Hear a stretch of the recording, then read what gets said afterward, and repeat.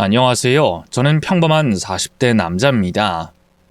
늘 사연을 듣기만 하다 이렇게 처음으로 글을 써봅니다. 얼마 전 듣게 된 전처의 근황에 마음이 복잡해져 어디에라도 이 엉망인 속을 털어놓고 싶어졌지 뭡니까? 마지막에 기막힌 반전이 숨어 있으니 꼭 끝까지 들어주세요. 비록 글솜씨는 없지만 잘 부탁드립니다. 요즘 젊은 사람들 수저 계급론 참 좋아하잖아요. 부모가 돈이 많으면 금수저를 물고 태어났다고 하고 부모가 지지리도 가난하면 흙수저를 물고 태어났다고 하죠. 재벌가 자식들이 금수저라고 치면 저는 은수저쯤은 되는 것 같은데요. 할아버지 때부터 아버지까지 2대가 유통사업을 나름 크게 하셔서요. 제 입으로 이런 말씀드리기 좀 그렇지만 제법 넉넉한 환경에서 자랐습니다. 먹고 싶은 걸 못 먹어본 적도 갖고 싶은 걸 못 가져본 적도 없는 것 같아요. 나름 복받은 삶이었죠. 그렇다고 제가 행복한 건 아니었어요. 어릴 때 친어머니가 돌아가시고 아버지가 바로 다른 분과 재혼을 했는데요. 어린 마음에 그게 큰 상처였습니다. 그래서인지 유독 새어머니에게 마음을 열기 힘들었고요. 몇 년 뒤 새어머니가 여동생을 낳으면서 저는 더욱더 가족들 사이에서 겉돌게 됐어요. 새어머니가 절 못살게 굴었다든지 여동생을 더 편애했다든지 그런 것도 아닌데 말입니다. 지금 생각해보면 어머니를 잃은 상실감과 아버지에 대한 원망 같은 게 복합적으로 작용해서 더 그런 것 같네요. 어쨌든 그땐 하루라도 빨리 집에서 탈출하는 게 소원이었어요. 그래서 일부러 대학도 직장도 다 서울로 정했죠. 모름지기 남자는 큰 물에서 놀아야 한다고 여기셨던 아버지는 그런 저를 딱히 나무라지 않으셨어요. 오히려 취업했을 때는 고생했다면서 차도 한 대 뽑아주셨죠. 나름 이름 있는 대기업이었던지라 기쁘셨던 것 같습니다. 새어머니도 자기 일처럼 좋아하셨고요. 하지만 그런 두 분의 마음이 무색하게도 전 여전히 부모님이 타인처럼 어색하고 불편했어요. 자연스레 명절 때를 제외하면 고향엔 거의 내려가지 않았는데요. 다행히 워낙 바쁜 직군이라 일 핑계를 대면 부모님도 크게 뭐라 하진 않으셨습니다. 물론 서운해하시긴 했지만요. 그럼 저는 괜한 죄책감에 더욱더 일에 매달리곤 했죠.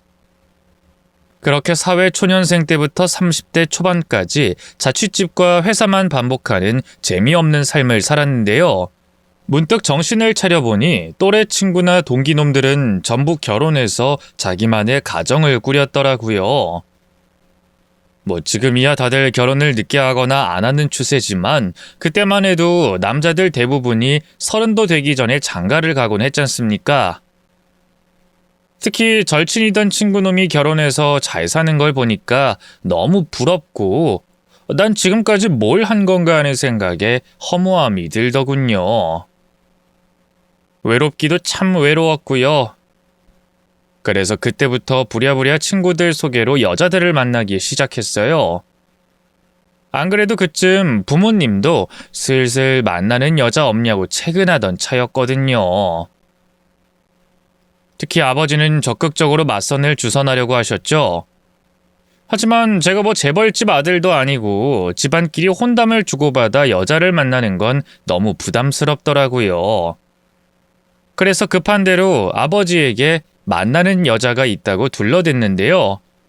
글쎄 당장 돌아오는 추석 때 고향에 데려와 인사시키라고 하지 않겠어요? 생전 아버지 말씀을 거역해 본 적 없는 순종적인 아들이었던지라 얼떨결에 알겠다고 했는데요. 당장 추석이 3개월도 안 남았는데 어디서 결혼할 여자를 데려갈지 너무 난감하더군요. 아니 뭐 드라마나 영화처럼 개양 연애를 할 여자가 주변에 있는 것도 아니고 말이죠. 그런 조급함이 티가 났던 걸까요? 소개팅도 하는 족족 차이기만 했고요. 주변에서도 더는 소개해줄 여자가 없다면서 발을 빼더군요.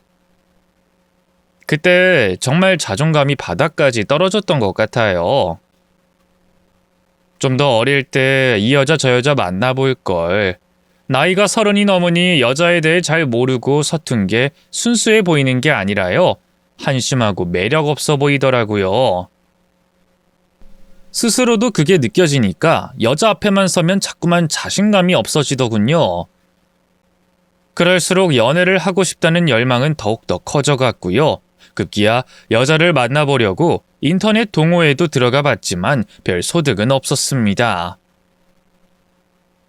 하지만 하늘은 스스로 돕는 자를 돕는다는 말이 있잖아요. 그래도 포기하지 않고 이 여자 저 여자 만나보려고 노력하던 어느 날이었어요. 오랜만에 대학 동기들끼리 모인다고 해서 퇴근 후 시내에 있는 술집으로 향했는데요. 옆 테이블에 있던 여자들이 먼저 합석 제의를 하더군요. 마침 남자 넷 여자 넷 짝도 맞는데 같이 술도 먹고 게임도 하자고요. 거절할 이유가 없었어요. 바로 좋다고 하고 의자 간격을 좁혀 자리를 만들었죠. 여자들은 직장 동료 사이라고 했어요. 역 근처에 있는 작은 제조회사 격리팀 소속이라고 하더군요. 다들 제 또래거나 그보다 살짝 어려 보이는 평범한 여자들이었는데요. 그중 한 여자가 유독 예쁘고 통통 튀더라고요. 저도 모르게 자꾸만 눈길이 갔죠. 그 여자도 그걸 눈치챘나 봐요. 갑자기 술 먹다 말고 저한테 "왜 자꾸 쳐다보세요?" 하고 말을 걸더군요. 너무 당황한 나머지 먹던 술이 목에 걸려 제대로 사례가 걸렸지 뭡니까. 아니, 제가 그쪽을 쳐다보려고 그런 게 아니라. 그런 제 모습에 여자가 까르르 웃음을 터뜨렸어요. 어머, 죄송해요. 전 그냥 놀리려고 한 말인데 괜찮으세요? 어떡해. 여기 물 좀 드세요. 네, 감사합니다. 그러자 저를 뚫어져라 보던 여자가 뜻밖의 말을 했어요. 보기랑 다르게 되게 귀여우신 것 같아요. 저보다 연상인데 이런 얘기하면 실례인가? 죄송해요. 아니요, 죄송할 것까지야. 여자에게 귀엽다는 말을 들어본 건 머리털 나고 처음이었어요. 저도 모르게 얼굴이 새빨갛게 달아오르더군요. 그래서 두서없이 아무 말이나 되는 대로 짓거리기 시작했어요. 미정 씨라고 했죠? 아직 어리신 것 같은데 일을 일찍 시작하셨나 봐요. 네. 사실 저희 아버지가 어릴 때 사고로 일찍 돌아가셨거든요. 엄마랑 저랑 둘이 사는데 엄마가 몸이 많이 약하셔서요. 빨리 돈 벌어서 고생 덜 시켜드리고 싶은 마음에 바로 취업했어요. 죄송해요. 전 그것도 모르고. 갑작스럽게 알게 된 그녀의 가정사에 당황해 저도 모르게 사과부터 했어요. 그러자 그녀가 두 눈을 동그랗게 뜨더군요. 어머, 왜 사과하세요? 전 괜찮아요. 에이, 분위기 무겁게 만들려고 꺼낸 얘기가 아닌데. 그냥 칭찬해 주세요. 저 기특하지 않나요? 완전 효녀죠? 저희 엄마도 저를 얼마나 자랑스러워하는데요. 동네방네 제 칭찬하고 다녀서 몸둘 바를 모르겠다니까요. 괜한 넉살을 부리며 환하게 웃는 그녀를 보는데 갑자기 심장이 미친 듯이 뛰기 시작했어요. 맞아요. 그땐 몰랐지만 저는 사랑에 빠진 거였어요. 제 첫사랑이었죠. 여자 손 한 번 잡아본 적 없는 쑥맥이다 보니 그게 티가 많이 났나 봐요. 친구놈들이 눈치채고는 대놓고 저를 그녀에게 밀어붙이더군요. 미정 씨는 남자친구 있어요? 아니요, 저 아직 남자 만나본 적 없어요. 와, 진짜요? 승재 이 자식도 아직 여자 사귀어본 적 없는데 둘이 잘해보는 건 어때요? 승재 이 자식 보기엔 이래도 완전 부잣집 도련님이에요. 집안이 대대로 사업 크게 해서 돈이 얼마나 많은지 몰라요. 거기다 얼마나 성실하고 착한지. 승재 이놈 잡는 여자는 완전 땡 잡은 거라니까요. 맞습니다. 우리 승재가 생긴 건 좀 이래도 뭐 남자 얼굴 뜯어먹고 사나요? 대기업 다니지, 술 담배 안 하지, 집안 빵빵하지. 아주 1등 신랑감이라니까요. 잘해봐요, 미정씨! 친구들이 너무 대놓고 바람잡이를 해줘서 어찌나 민망하던지요.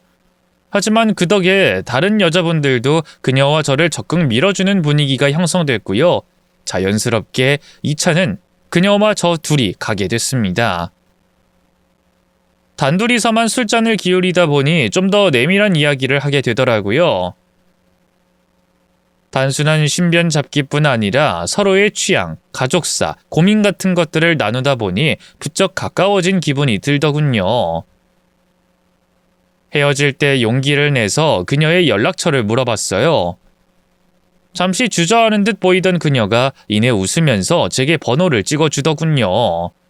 그날 정말 세상을 다 가진 기분이 들었죠. 그날 이후 그녀와 종종 만나 나름 데이트라면 데이트를 했어요. 같이 영화도 보고 맛집도 찾아다니고요. 퇴근 후에 잠깐 만나 차를 마시거나 때론 술을 먹기도 했죠. 4번째인가 5번째로 만났을 땐 용기를 내서 그녀의 손을 잡았는데요. 뿌리치면 어떡하나 걱정했는데 웬걸 오히려 꽉 잡아주더군요. 됐다 싶었어요. 이 전해져 오는 뜨거운 체온이 애매하던 저희 사이를 연인 사이라고 못 박아주는 것 같았죠. 하지만 사귀는 것과 고향에 내려가 부모님에게 인사시켜드린다는 건 전혀 다른 문제였어요. 사실 그쯤에 저는 이미 여자친구에게 푹 빠져서 결혼하고 싶은 마음도 있었는데요. 여자친구는 저와 달리 아직 어리고 결혼 생각도 그다지 없어 보였거든요. 그래도 혹시나 하는 마음으로 슬쩍 얘기를 꺼내봤어요. 사귀는 여자가 있다고 하니까 부모님이 만나보고 싶어 한다고요. 근데 웬걸? 여자친구는 의외로 좋다고 하더군요. 오히려 말을 꺼낸 제가 당황스러울 정도로 선선한 태도였어요. 진짜? 이번 추석 때 우리 부모님 뵈러 같이 가겠다고? 그래, 그게 뭐 어려운 일이라고. 미정이 네가 아직 어려서 잘 모르나 본데 부모님 뵈러 간다는 건 그러니까 그게 결혼을 염두에 두고 있다는 건데. 내가 뭐 애야? 나도 그 정도는 알아. 그럼 미정이 너 나랑 결혼 생각 있는 거야? 당연하지. 난 어릴 때 아버지가 일찍 돌아가셔서 그런가 하루빨리 내 가정 꾸리고 싶다는 생각이 늘 있었어. 여자친구의 말이 천사의 나팔 소리처럼 너무나 감미롭게 들렸어요. 하지만 그것도 잠시. 이내 여자친구가 너무나 충격적인 말을 했습니다. 근데 오빠한테 미리 이건 얘기해야 할 것 같은데 나 아이는 낳고 싶지 않은데 괜찮아? 전혀 예상하지 못한 여자친구의 선언에 얼마나 당황했는지 몰라요. 대부분의 남자들이 그렇듯 저도 결혼과 아이는 한 세트라고 생각했거든요. 결혼은 하지만 애는 낳지 않는다는 선택지가 있다는 건 생각도 못했죠. 그게 무슨 말이야? 나랑 결혼은 하고 싶은데 아이는 안 낳을 거라고? 외국엔 이미 그런 사람들 많아. 딩크족이라고 하던데? 오빠도 들어보지 않았어? 아니, 들어는 봤는데 난 애를 안 가질 거란 생각은 해본 적이 없어서. 난 오빠도 애들 시끄럽고 더럽다고 별로 안 좋아하길래 나랑 생각이 비슷할 줄 알았어. 내 애랑 남의 애는 또 다르지. 우리 부모님도 내가 애 안 낳는다고 하면 난리 날걸? 부모님한테야 솔직하게 말할 필요 없지. 그냥 애가 안 생긴다고 둘러대면 될걸? 우리 둘 의견만 맞으면 되지 않을까? 오빠 나 사랑한다며. 근데 내가 애를 안 낳는다는 이유로 헤어질 거야? 여자친구의 말에 고민이 깊어지더라고요. 여자친구는 제가 애 낳는 걸 계속 고집하면 당장이라도 헤어질 작정인 것 같았어요. 사실 이 문제는 누구 하나가 포기할 수밖에 없는 문제잖아. 근데 내가 다른 건 몰라도 이 문제만큼은 양보할 수 없거든. 애 낳고 키우고 하는 건 다 여자가 하잖아. 몸도 망가지고 커리어도 다 잃고. 우리 엄마가 나 낳고 너무 고생해서 그런가 난 그렇게 살고 싶지 않아. 내 일에 대한 욕심도 있고. 하지만 오빠는 생각이 다를 수 있으니까 그렇게 되면 우리 서로 더 감정 깊어지기 전에 헤어지자. 그게 맞는 것 같아. 아무렇지 않게 이별을 얘기하는 여자친구가 야속했어요. 한편으로는 얼마나 아이 가지는 게 싫으면 저럴까 싶기도 하더군요. 결국 그날 당장은 결론을 내리지 못하고요. 한 달 정도 시간을 갖기로 했는데요. 사실 결론은 뻔했어요. 연애는 결국 더 사랑하는 사람이 지는 게임이잖아요. 저는 이미 여자친구를 너무 많이 사랑하고 있었어요. 제 첫사랑이었으니 어찌 보면 당연한 일이었죠. 또 제가 다른 남자들처럼 이세에 대한 집착이 크지 않기도 했고요. 결국 저희는 결혼해도 애는 낳지 않기로 협의했고요. 서로의 부모님에게는 비밀로 한 채 인사도 드렸네요. 다행히 여자친구 어머님은 절 마음에 들어 하셨는데요. 저희 부모님은 여자친구를 별로 마음에 들어 하지 않으셨어요. 사실 어느 정도 예상한 일이긴 했어요. 여자친구는 한부모 가정의 고졸이었고 그렇게 잘 사는 편도 아니었으니까요. 오히려 못 사는 축에 속했죠. 여자친구를 처음 인사시켜드린 날 아버지는 여자친구 앞에선 아무 말씀도 하지 않으셨지만요. 여자친구가 돌아간 뒤 제게 노발대발하며 말했어요. 똑똑한 놈이니까 어련히 좋은 짝 골라왔겠거니 했는데 고졸의 편모 가정이 말이 돼. 결혼은 모름지기 집안끼리 격이 맞아야 하는 거야. 그런 말씀 마세요, 아버지. 제가 사랑하는 여자라고요. 아주 나이 헛먹었지. 어디 결혼이 그런 사랑 노름 하나로 할 수 있는 건 줄 알아? 잔말 말고 헤어져. 내가 너 결혼 상대는 다시 알아볼 테니까. 아버지는 완강했어요. 하지만 저도 아버지 닮아서 고집 하나는 쇄심줄이었거든요. 제가 사랑하는 여자를 외적인 조건 때문에 버린다는 건 꿈도 꿀 수 없었죠. 그렇게 저희 부자의 싸움은 반년간 이어졌는데요. 자식 이기는 부모 없다잖아요. 서로 연을 끝내 만회하다 결국 아버지가 먼저 백기를 드셨고요. 그렇게 저는 여자친구와 만난 지 1년 만에 식을 올리게 됐죠. 빠르다면 빠른 결혼이었는데요. 제가 나이도 있었고요. 여자친구에 대한 마음이 워낙 크다 보니 하루빨리 제 여자로 만들고 싶다는 생각밖에 없었던 것 같아요. 신혼생활은 생각했던 것보다 더 행복했어요. 아내는 일 욕심이 있는 여자답게 결혼 후에도 계속 회사를 다녔는데요. 저희 부모님은 그런 아내를 못마땅해 했지만 그래도 저는 아내의 뜻을 존중해주고 싶었어요. 그래서 아내가 괜히 살림 때문에 눈치 보지 않게 따로 일하는 아주머니도 쓰기 시작했죠. 그런데 아무래도 여자가 사회생활하는 건 남자가 하는 것보다 힘든 점이 많잖아요. 아내도 마찬가지였어요. 특히 직속 사수 때문에 많이 힘들어했는데요.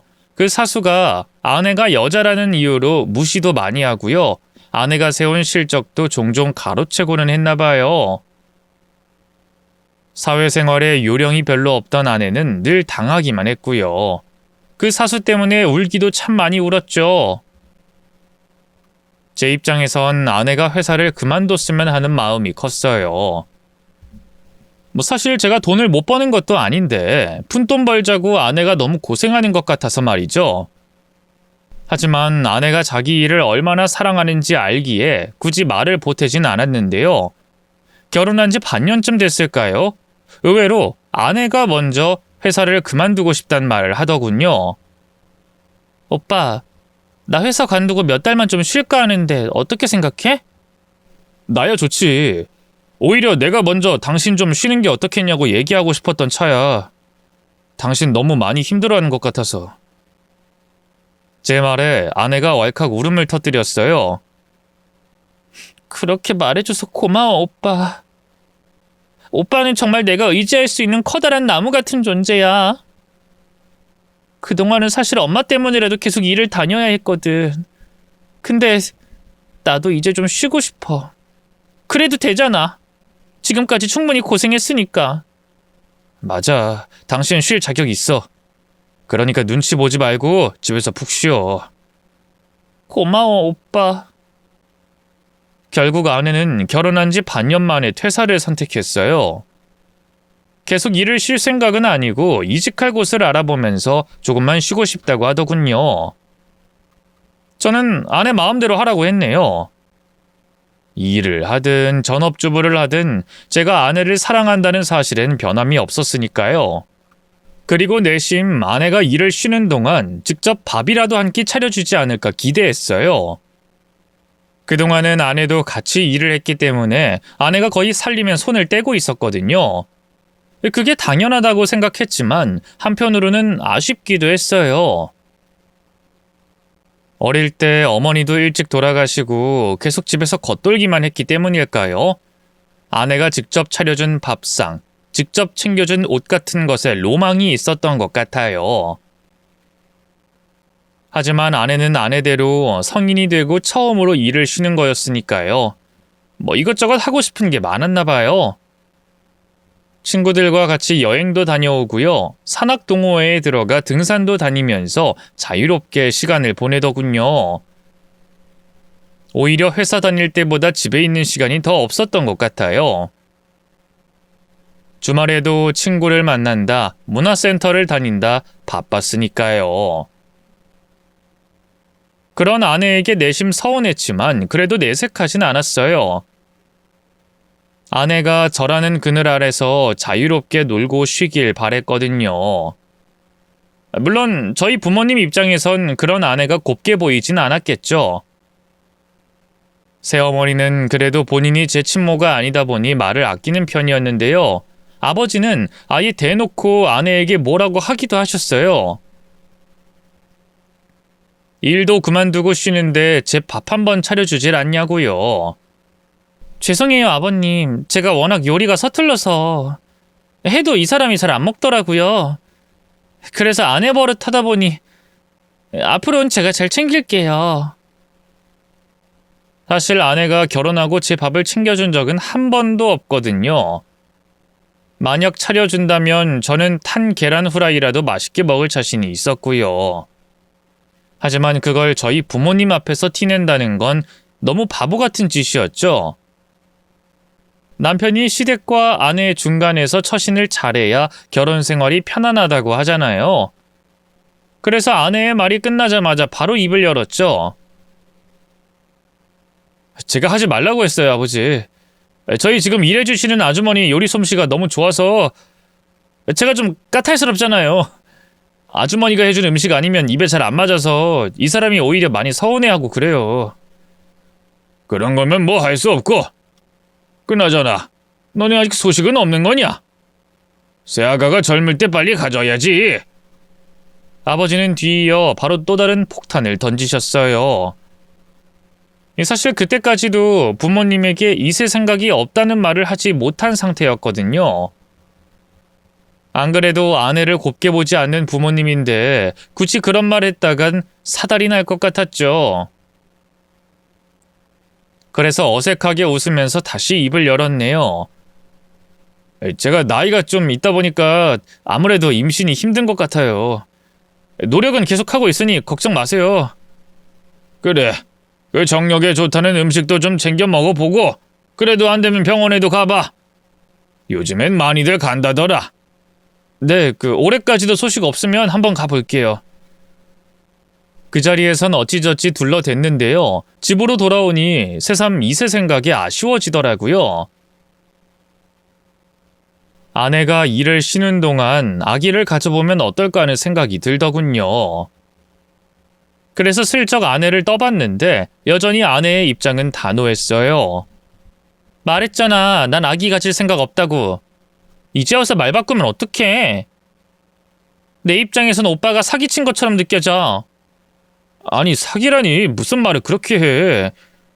난 그냥 당신이 그동안 임신 안 한다고 했던 게 커리어 때문이 컸으니까 직장 쉬는 동안 가지면 어떨까 한 거지.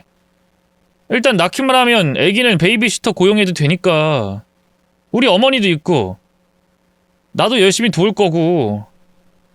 단순히 내 커리어 때문에 그런 것만은 아니야. 임신하면 살찌고 튼살 생기고 여자로서는 완전 끝이잖아. 난 오빠한테 계속 매력적인 여자이고 싶단 말이야.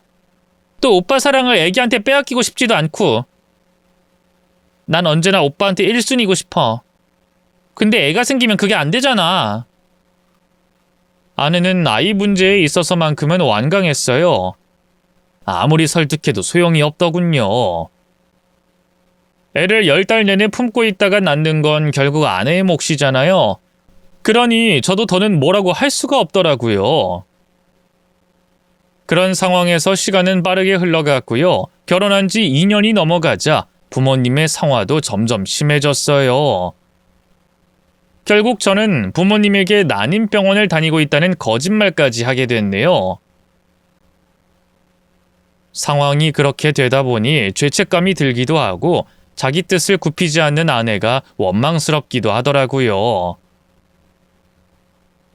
그래서 저도 모르게 아내에게 좀 툴툴대게 되더군요.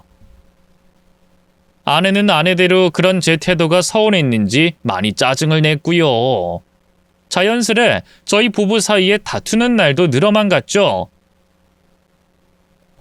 이대로는 안 되겠다 싶더라고요.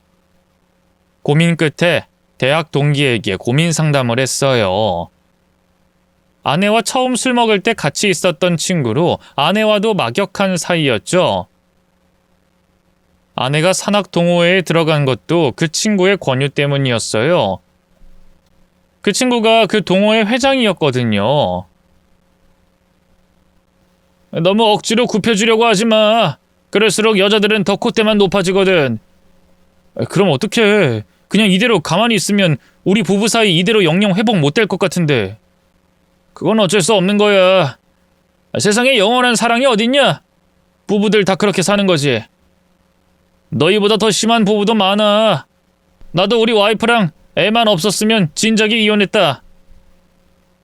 남들도 다 그렇게 산다는 친구놈 말을 들으니 저도 어느 정도 수긍하게 되더라고요. 그래서 아내와의 관계를 개선하려고 애써 먼저 노력하지 않았죠. 어떻게 보면 그냥 도피한 걸 수도 있겠네요. 아내도 아내대로 그런 제게 차가웠고요. 그땐 정말 꿈에도 몰랐어요. 아내의 태도가 갑자기 180도 확 달라질 줄은 말이죠. 여느 날과 다름없는 주말이었어요. 늘 밖으로만 돌던 아내가 웬일로 그날은 집에 있더군요. 그래서 함께 점심을 먹고 거실 소파에 앉았는데요. 같이 시간을 보내고 싶어도 워낙 냉정기가 길었던 탓에 뭐라고 말을 걸어야 할지 모르겠더라고요. 혼자 속으로 어떻게 말을 걸까 수십 번 고민하고 있는데 갑자기 아내가 제게 먼저 말을 걸었어요. 오빠, 아직도 아이 갖고 싶다는 생각 유효해? 아직도 아이 갖고 싶냐고. 그야 당연하지. 근데 갑자기 그건 왜? 그럼 우리 그냥 아이 가질까? 뜻밖의 말에 얼마나 놀랐는지 몰라요. 갑자기 돌변한 아내의 태도를 이해할 수 없었죠. 갑자기 왜 그래? 무슨 일 있었어? 아니 무슨 일 있던 건 아니고 요즘 친구들 다 애 키운다고 바쁘거든? 난 만나주지도 않아. 어쩌다 봐도 애기 얘기만 하고. 그래서 나도 갑자기 애나 가져볼까 하는 생각이 들더라고. 남들 다 하는 거 나만 굳이 안 할 이유가 있나 싶어서. 그리고 나랑 오빠 닮은 이세가 궁금하기도 하고 말이야. 진짜?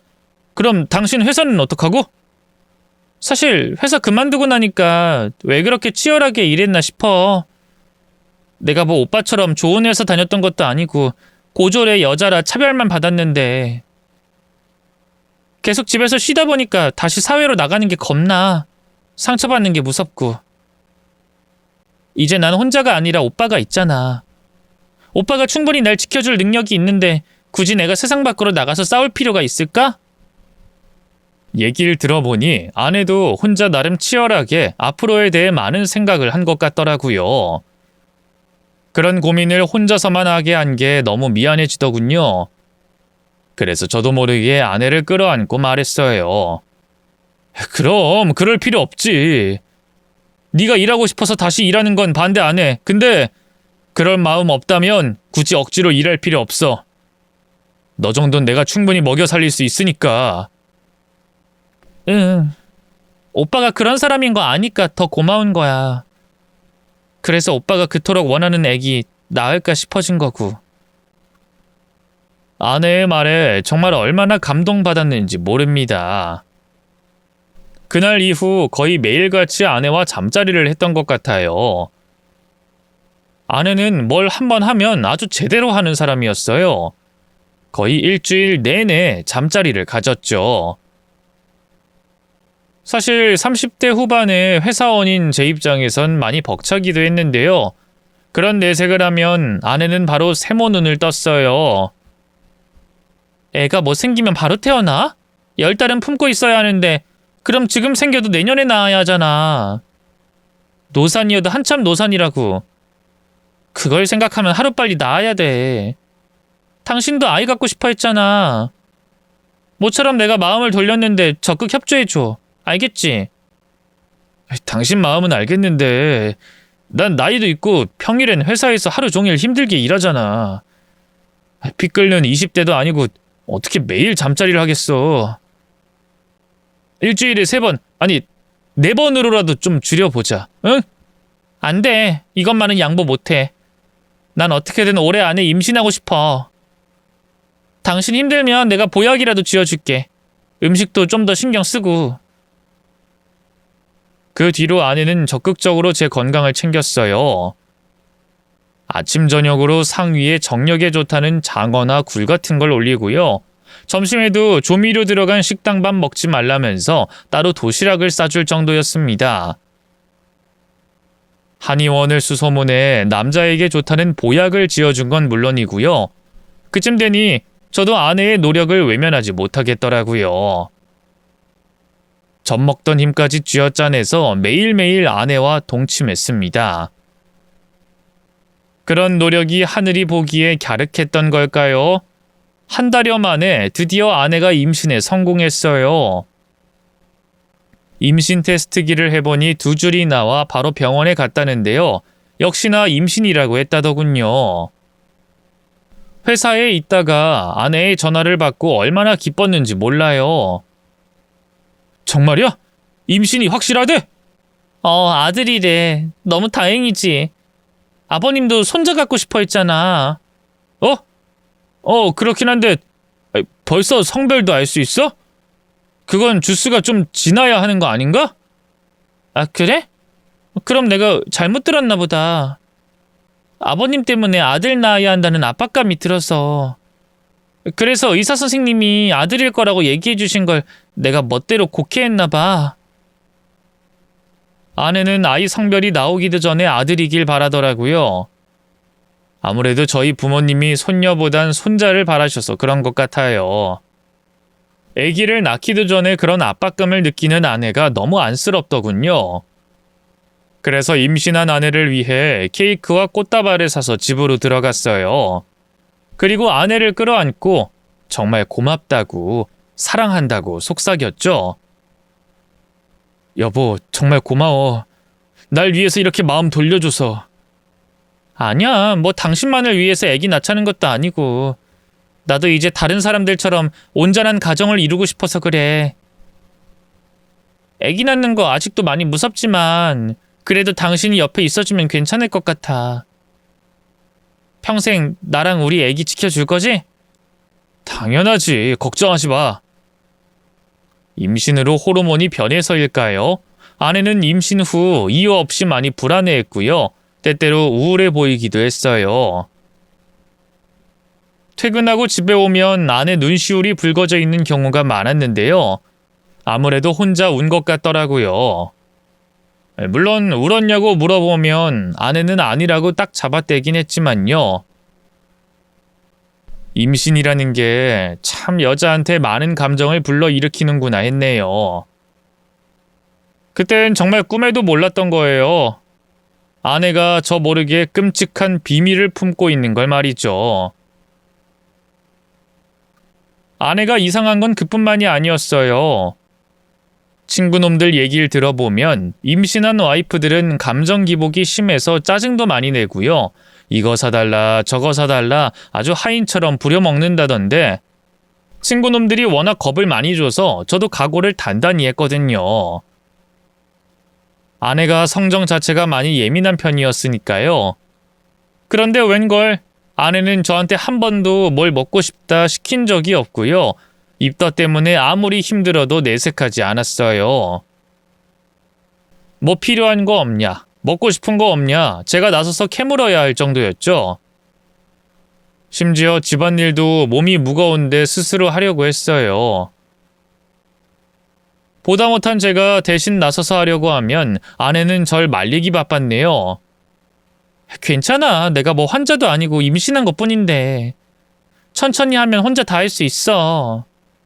그래도 당신 몸 무거워서 힘들잖아. 내가 할게. 됐어. 당신 퇴근하고 와서 피곤하잖아. 그냥 쉬어. 아이, 왜 자꾸 날 못된 남편 만들어. 아이, 뭐 먹고 싶은 것도 없다. 갖고 싶은 것도 없다. 내가 얼마나 속이 타는 줄 알아? 뭘 그런 걸로 속이 타. 난 그냥 당신만 옆에 있어주면 돼. 그래도 당신 혼자 배불러서 고생하는데 난 아무것도 하는 게 없잖아. 괜찮아. 이렇게 옆에만 있어주면 나랑 튼튼이는 아무것도 바라는 거 없어. 아내가 임신한 후 우리 사이는 급속도로 다시 가까워졌어요. 돌이켜보면 그때 그 시절이 제일 행복했던 것 같아요. 끔찍한 진실을 몰랐기에 가능한 행복이었죠. 돌이켜보면 아내의 행동엔 이상한 점이 한두 개가 아니었어요. 그중 가장 이상했던 건 아내의 출산이었죠. 평소처럼 출근해서 일하고 있는데 병원에서 전화가 왔어요. 여보세요? 김미정 씨 보호자 되시죠? 네, 그런데요. 누구세요? 여기 땡땡 산부인과예요. 아내분이 지금 진통 와서 병원 오셨거든요? 곧 애가 나올 것 같으니까 빨리 와주세요. 빨리요. 그 말을 듣고 얼마나 놀랐는지 몰라요. 그때가 아내의 출산 예정일이 3개월도 더 남은 시점이었거든요. 뭔가 아내 몸에 이상이 생긴 게 분명하다고 생각했죠. 한편으로는 아내가 왜 진통을 느낄 때 제게 바로 연락하지 않았을까 이상하기도 했고요. 어쨌든 회사의 사정을 설명하고 서둘러 그 병원으로 달려갔어요. 근데 웬걸 아내는 이미 출산을 마친 직후였어요. 병원 측에선 더 빨리 연락하고 싶었는데 아내가 말렸다고 하더군요. 더욱더 이상한 일이었죠. 그래서 바로 병실에 누워있는 아내에게 다가가 자초지종을 물어봤어요. 여보, 어떻게 된 거야? 왜 나한테 진작 연락 안 했어? 그야 오빠 일하는데 방해될까봐 그랬지. 그게 대체 무슨 말이야? 다른 것도 아니고 하나뿐인 아내가 출산을 하는데 당연히 일이고 뭐고 만사 제쳐두고 와야지. 엄마 있는데 못하러 그래. 저 대신 장모님이 와 있긴 했어요. 이상하게 절 보자마자 사색이 돼서는 집에 가버리셨지만요. 이상한 건 그뿐만이 아니었어요. 아내가 조산을 했는데도 병원에서 아무런 얘기가 없더라고요. 그래서 그것도 아내에게 물어봤죠. 그건 그렇고 아직 출산하려면 멀었는데 어떻게 벌써 애가 나왔어? 조기 출산이래. 애가 너무 빨리 나왔어. 아내도 당황스러운 눈치였어요. 그럼 인큐베이터에 애를 넣어야 하는 건지 아이 건강은 괜찮은 건지 너무 걱정되더군요. 때마침 담당 간호사가 아기를 품에 안고 병실로 들어왔어요. 아버님 아직 아기 얼굴 못 보셨죠? 저는 반가운 마음에 아이에게 다가가려고 했는데요. 갑자기 아내가 벌떡 일어나 소리를 지르는 게 아니겠어요. 안 돼! 누구 맘대로 애를 보여주래요? 당장 데리고 나가요. 나가라고! 아내는 흥분해서 베개, 휴지 같은 걸 닥치는 대로 간호사에게 던졌어요. 저는 혹시라도 아이가 맞을까봐 얼른 다가가 아이를 안은 간호사를 감쌌는데요. 그 순간 간호사의 품에 있던 아이와 눈이 마주쳤고 그대로 큰 충격에 빠져 굳어버리고 말았습니다. 그도 그럴 게 아기의 얼굴은 저와 하나도 닮지 않았거든요. 그런데도 이상하게 기시감이 들더군요. 위로 째진 작은 눈에 낮은 콧대, 얇은 입술이 자꾸만 낯이 익었죠. 그러다 아기의 오른쪽 코에 난 왕점을 보고 나서야 깨달았네요. 제 동창놈, 그러니까 아내와 처음 만날 때 같이 있었다던 그 친구 말입니다. 아내와 산악 동호회도 같이 하는 그 친구놈, 그 놈도 똑같은 위치에 점이 있었거든요. 그래도 설마 했어요. 하지만 아내를 추궁하기 위해 고개를 돌린 순간 바로 잔혹한 진실을 알 수 있었네요. 아내는 하얗게 질린 얼굴로 제 눈도 제대로 쳐다보지 못했어요. 죄라도 지은 사람처럼 온몸을 벌벌 떨면서 어쩔 줄 몰라 했죠. 그 순간 시야가 벌게지면서 눈이 돌아가더군요. 이게 어떻게 된 거야? 뭐가? 잡았대 생각하지 마! 애 얼굴이 지철이 그 새끼랑 판박인데! 그게 무슨 말도 안 되는 소리야! 지철 씨를 닮긴 무슨... 이 코 옆에 점을 보고도 그런 소리를? 사실대로 말해봐. 이 애 내 애 맞는 거야? 맞아. 그럼 당신이지 누구에겠어? 어디서 눈 가리고 아웅이야? 너 솔직히 말해.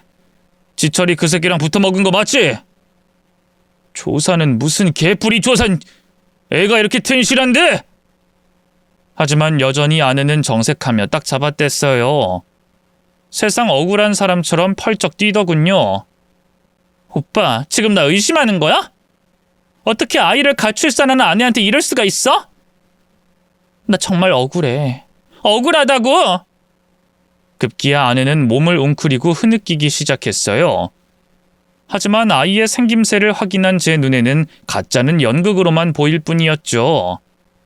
웃기고 있네. 네가 갑자기 애기 가고 싶다고 할 때부터 이상하다 했어. 누가 봐도 애 없이 육아고 살림이고 나 몰라라 하고 편하게 살고 싶어하는 여자였는데. 나 그런 여자 아니야. 아버님이고 어머님이고 나 그렇게 생각할 수 있다는 거 알아. 하지만 오빠는 나한테 그러면 안 되는 거 아니야?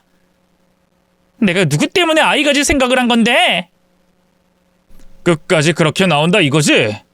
그럼 유전자 검사 해볼 테니까 알아서 해. 만약 내 친자 아니면 당신 절대 가만 안 둘 거야. 알겠어?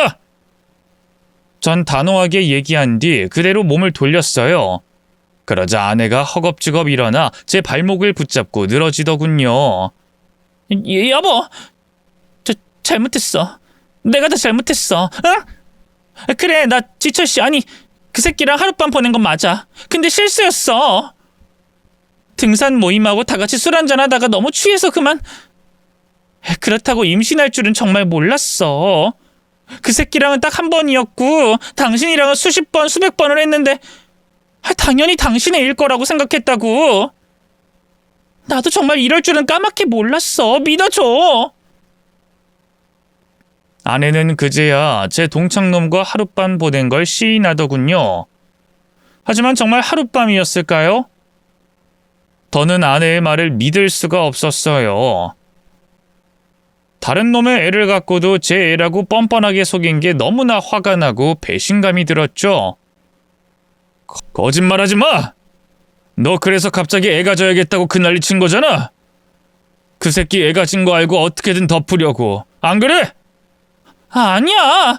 난 정말 당신인 줄 알았다니까? 개소리 하지 마! 오늘부로 우린 남이야. 알겠어? 난 너랑 그 새끼 간통죄로 고소하고 상간자 소송 걸어서 위자료도 다 뜯어낼 거니까 각오해. 절대 용서 안 할 거야. 여보, 왜 그래? 나 정말 실수였어. 내가 사랑하는 건 당신뿐인 거 알잖아. 이거 안 나? 개소리 하지 말고 당장 꺼져! 싫어, 안 돼. 나 당신이랑 이대로 못 헤어져. 내가 당신을 얼마나 사랑하는데. 외도한 주제에 입으로는 사랑을 짓거리는 아내가 정말 증오스럽더군요. 저는 그대로 아내의 뺨을 후려쳤어요. 그리고 매달리는 아내를 밀어내고 병실 밖으로 나왔죠. 저는 바로 변호사를 선임해 아내와 제 친구, 아니 상간남을 고소했어요. 그때까지만 해도 아직 간통죄가 폐지되기 전이었거든요. 간통죄, 사기죄 뭐 걸 수 있는 죄목은 죄다 걸었고요. 따로 민사로 위자료 청구도 했네요. 돈이 목적은 아니었고요. 짐승만도 못한 두 년놈을 조금이라도 더 괴롭히고 싶다는 마음이 컸죠. 지리한 재판 끝에 승리를 거머쥔 건 당연히 저였어요. 아내와 상간남이 부정을 저지른 증거가 버젓이 살아 숨쉬고 있었으니까요. 결국 이혼은 무사히 성립됐고요. 두 년놈에겐 실형이 선고됐어요. 수천만 원에 달하는 어마어마한 위자료도 뜯어낼 수 있었죠. 나중에 알게 된 사실이지만 전처는 그 상간남과 임신한 걸 아주 뒤늦게 알았다고 해요. 애를 지우고 싶어도 이미 그럴 수가 없는 상황이었죠. 억지로 애를 지우면 산모와 애 둘 다 위험할 수 있는 상황이었던 겁니다. 그래서 일단 그 상간남에게 임신 사실을 고백했는데요. 그놈도 가정이 있는 놈이었으니 뭐 책임질 수가 있었겠어요? 그래서 궁여지책으로 생각해낸 게 제 애라고 속이는 거였죠. 제가 애를 얼마나 바라고 있었는지 전처가 그 누구보다 잘 알고 있었으니까요. 정말 너무 쓰레기 같은 여자 아닌가요? 맘 같아선 전처에게 더 잔인한 복수를 해주고 싶었어요. 하지만 제가 뭐 드라마나 영화 속 주인공도 아니고 어찌할 방법이 없었죠. 그것 때문에 속에 우라가 가득 쌓여서요. 이혼 후에도 한동안 정신과 치료를 받아야 할 정도였네요. 그래도 인과응보라는 게 있긴 한가 봐요. 전처는 결국 그 상간남과 결혼했는데요. 그다지 행복하게 살진 못했거든요. 아니, 오히려 불행의 늪에 빠졌죠. 원인은 다양했는데요. 일단 그 상간남이 제대로 된 가장 노릇을 못한 게 컸어요. 간통 사실이 알려지면서 다니던 회사에서도 결국 잘렸고요. 능력 없는 놈이라는 걸 반증하듯 그 뒤로도 좀처럼 괜찮은 직장을 구하지 못했죠. 대부분의 쓰레기들이 그렇듯 그놈은 그 뒤로 아예 일구하길 포기했고요. 집에 틀어박혀 술만 퍼마시다 전처와 애한테 화풀이를 해댔죠. 결국 전처는 그 상간남과 3년도 못 살고 이혼했어요. 애는 전처가 키우고 있다고 하는데요. 사실 여자 혼자 몸으로 애 키운다는 게 쉽지 않잖아요. 식당 허드렛 일과 건물 청소 일을 전전하며 몸은 몸대로 버리고 고생은 고생대로 하는 것 같더군요. 그렇게 힘드니까 뒤늦게 제 생각이 났던가 봐요. 전처가 한번 연락을 한 적이 있어요. 애를 버리고 갈 테니 자기라도 받아줄 수 없냐고 하더군요. 그 말을 듣는데 참 혐오스럽더군요. 그나마 남아있던 한 줌의 애정과 미련마저 씻은 듯이 사라져버렸죠. 다른 남자랑 붙어먹고 애까지 뵐 땐 언제고 이젠 아이마저 버리고 제게 오겠다는 게 엄마로서 할 말인가요? 이런 여자와 아이를 가질 뻔했다고 생각하니 너무나 오싹하더군요. 그동안 전처가 딩크를 원해서 나름 피임을 철저하게 했던 게 그렇게 다행일 수가 없더라고요. 그런 제 마음을 아는지 모르는지 전처가 계속해서 애원했어요. 오빠, 왜 아무런 대답이 없어? 내가 잘못했다니까. 나 지금이라도 당신이 오라고 하면 갈 수 있어. 애고 뭐고 다 버리고 갈 수 있다고. 응? 지금 그게 애 엄마로서 할 말이야? 그따위 말할 거면 앞으로 다신 연락하지 마. 알겠어? 오빠, 왜 그래? 오빠 내가 첫사랑이라고 했잖아. 나 없인 못 산다고. 나밖에 없다고 했잖아. 오빠는 정말 나 없이 살 수 있어? 나 오빠가 없어지고 나니까 그제야 오빠의 소중함을 알게 됐어.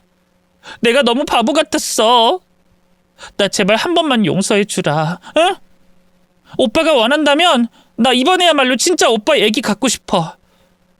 오빠랑 오빠 닮은 애기 낳아서 행복한 가정 꾸리고 싶다고. 그럴 기회는 진작에 수도 없이 있었어. 근데 그 기회를 먼저 박쳐버린 건 다름 아닌 너라고. 다른 놈, 그것도 내 동창 놈이랑 붙어먹고 애까지 뵌 주제. 이제 와서 뭐? 내 애를 갖고 싶다고? 그걸 말이라고 해?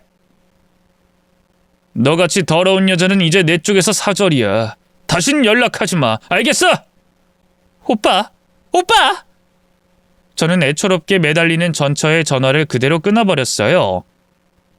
나름 모질게 대했다고 생각했는데 전처도 전처 나름대로 궁지에 몰려서일까요? 유일한 동아줄이 저인 양 끈질기게 연락을 해대더군요. 결국 저는 견디다 못해 핸드폰 번호를 바꿔버렸고요. 전처와 살던 집도 팔아서 깨끗하게 정리해버렸죠. 그러고 나니 전처도 더는 제게 연락할 방법이 없었던가 봐요. 그 뒤로는 아예 소식도 모르고 살았는데요. 최근에 우연히 겹지인을 통해서 전처의 소식을 알게 됐어요. 좋은 엄마는 못 되겠다 싶었는데 아니나 다를까 애는 고아원으로 보내버렸고요. 지금은 남의 집 식모살이를 하면서 하루 벌어 하루 먹고 살고 있다 하더군요. 한때 너무 사랑했던 여자라서일까요? 전처의 불행이 통쾌할 거라고 생각했는데 꼭 그렇지만도 않더라고요. 오히려 마음 한구석이 좀 울적하고 씁쓸하더군요.